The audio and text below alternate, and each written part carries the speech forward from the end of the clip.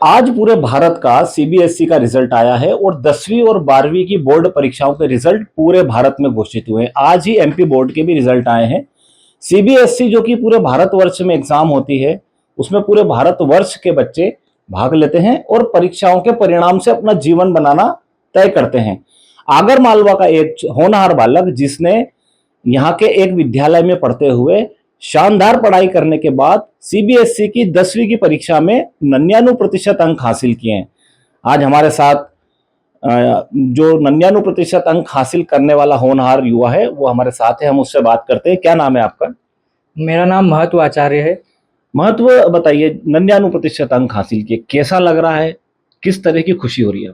मतलब खुशी तो हो रही है, पर मैं उस खुशी को बता नहीं पा रहा हूँ अभी। मतलब नर्वसनेस है कि अच्छे नंबर बने, उसकी एक्साइटमेंट भी है, पर उसको बता नहीं पा रहा।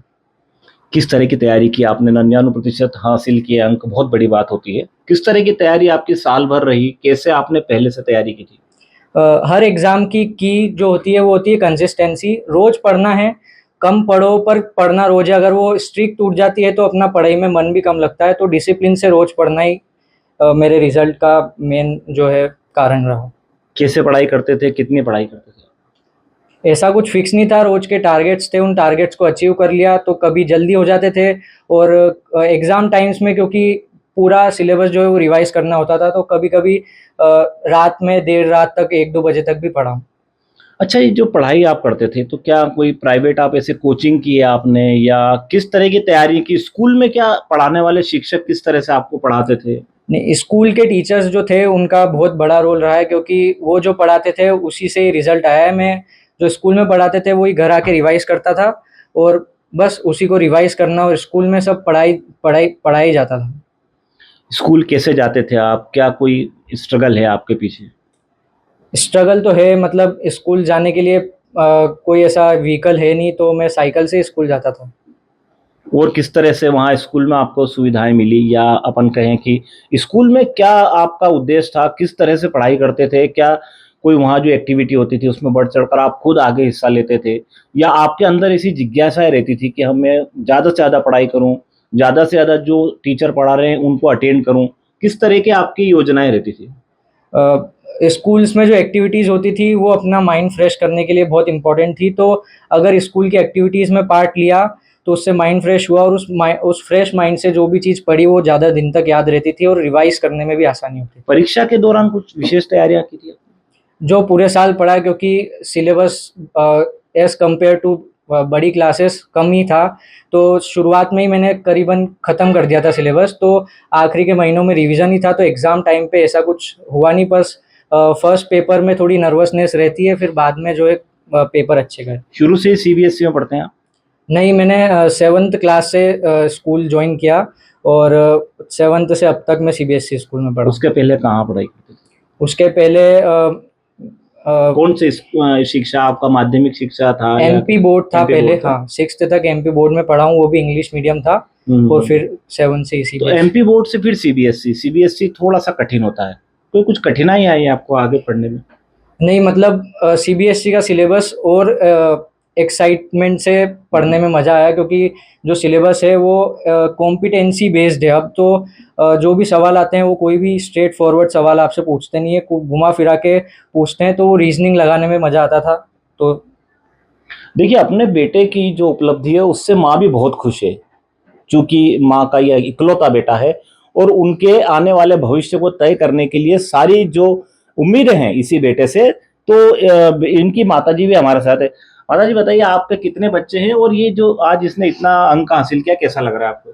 बहुत अच्छा लग रहा है मेरे को। और ये मेरा एक ही बेटा है, और कुछ पर्सनल प्रॉब्लम रही है मेरी जब मैं यहाँ आई थी 7th में इसको लेके।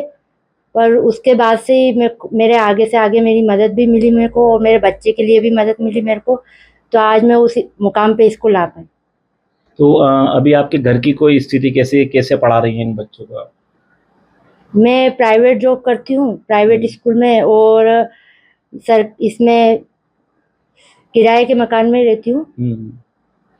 तो इतना, जैसे अब आप किराए के मकान में रहती हैं, उसके अलावा बच्चे के पिता भी साथ में नहीं है, अकेला बच्चा है।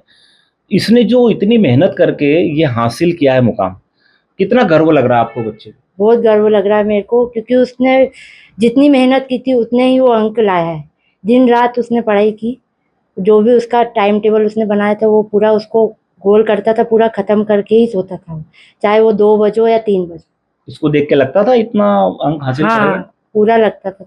मतलब जो पढ़ाई ये घर पे करता था, आपको इस बात का कॉन्फिडेंस था कि मेरा बेटा इतना? था पूरा। अच्छा अच्छा। कैसे इसका क्या भविष्य देख रहे हैं आप आगे? ये आईएएस बनेगा आगे जाके। लग रहा है ऐसा आपको? हाँ, कैसे लग रहा है? इसकी पढ़ाई से लगता है? पढ़ाई से भी लगता है, प्लस उसकी कोई भी अदर एक्टिविटी बाहर की ऐसी नहीं है जो मतलब उसके भविष्य में रुकावट आएगी। तो कुल मिला के इसको पढ़ाने में काफी स्ट्रगल आपको करना पड़ रहा है, काफी दिक्कतों का सामना भी करना पड़ रहा है। हाँ, दिक्कतें तो आती है, पर बेटे के लिए सब। अच्छा, ये इतना सब कुछ आपने हासिल किया, इतनी मेहनत की, इतने आपने तकलीफें सही, युवाओं के लिए प्रेरणा है कहीं ना कहीं, जो नए जो बच्चे हैं जो तकलीफों से घबरा जाते हैं, उनके लिए क्या कहना चाहेंगे?